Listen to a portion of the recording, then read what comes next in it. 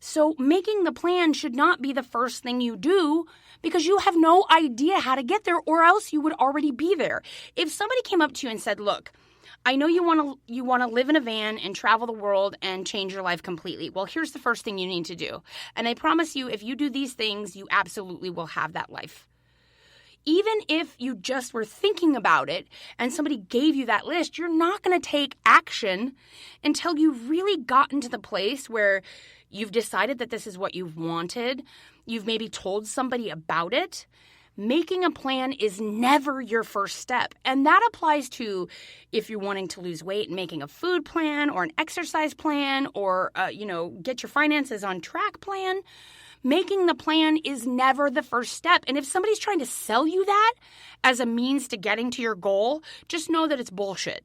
There is absolutely no way you're going to get from where you are to where you want to be if you've never been there before by making a plan from a place of ignorance or a place of uncertainty. You've got to talk to other people who've done it. You've got to talk to people about you wanting to do it. And you got to pretend you're doing it before you can even put the pen to paper to say step 1 is.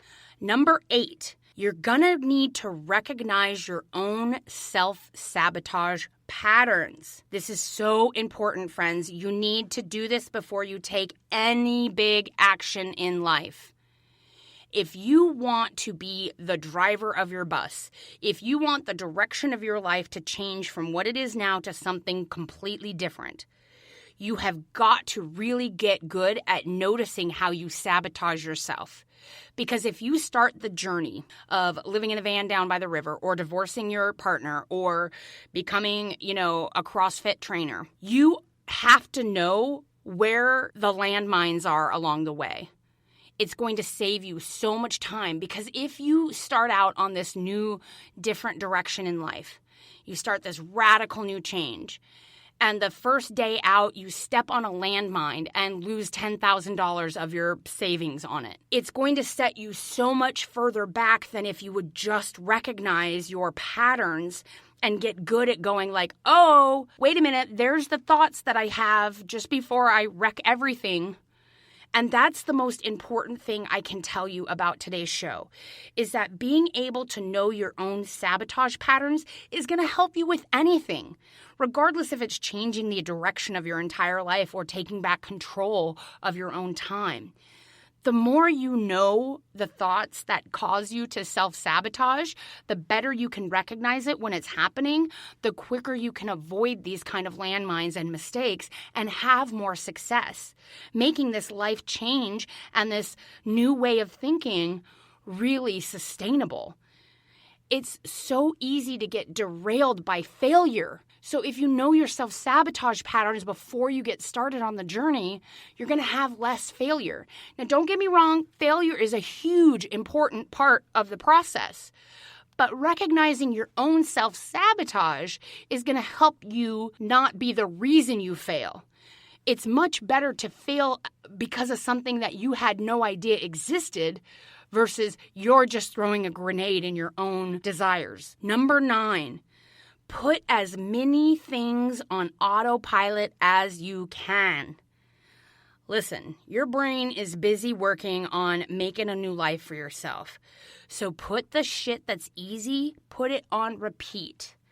This is the time you wake up, the time that you shower, what you're going to eat for the day, when you're going to go to the gym, filling up your water bottles, doing your laundry. All of the current time sucks of your life, all of the tasks that make you feel like you don't have control over your time or your day or where your life is headed, you've got to start putting certain things on autopilot so that it doesn't take away your brain's energy. And doing this in conjunction with delegating is going to give you back more of your own time to start talking to people about what they're doing in that lifestyle you want to have. So when we're talking about putting things on autopilot, this is creating a habit. And I've talked about this before in a last episode about a habit tracker. But listen, I'm not going to beat the drum to death, but let me just tell you, when you make certain things a habit, I do this thing every day at this time, no matter what, even if I don't feel like it. When you have like an app or something where you're checking off a box, it just gives you that tiny little hit of dopamine to make those things easier. And as you do that, as you put more things on autopilot, you're going to find more of that free time that you then get to create for self-care, that you then get to take back and feel like you have more control over your life. This is so integral, not only to making big life changes or changing up your direction, but just in general. And last but not least, just do it. I'm going to Nike out on you for a second, but just do it. Give yourself permission to fail. Give yourself the permission to take this big, giant risk. Know as much as you can, but be okay with it never being the right time. Admit to yourself that you really want this other life, this other way of being, and allow yourself to get it because you deserve it. You deserve to feel like you have control over your time. You deserve to feel like you have control over the direction of your life and what you're doing every day. If you feel like you don't and it's just this spiral, just do it. Just make it the priority. You know, if you've got to leave a bad situation in a hurry, just do it. It is time to really start preserving what is important to you. And you should be important to you. You should be the number one thing. All right, I'm going to run through that list real quick. Number 1, you got to know what you want. And number 2, you got to dream big. Number 3, delegate. Number 4, talk to people who already have it. Number 5, fake it. Number 6, declare it. Number 7, make a plan. Number 8, so important, recognize your own self-sabotage patterns. Number 9, put as many things on autopilot as you can. And number 10, just do it. That's it for this week.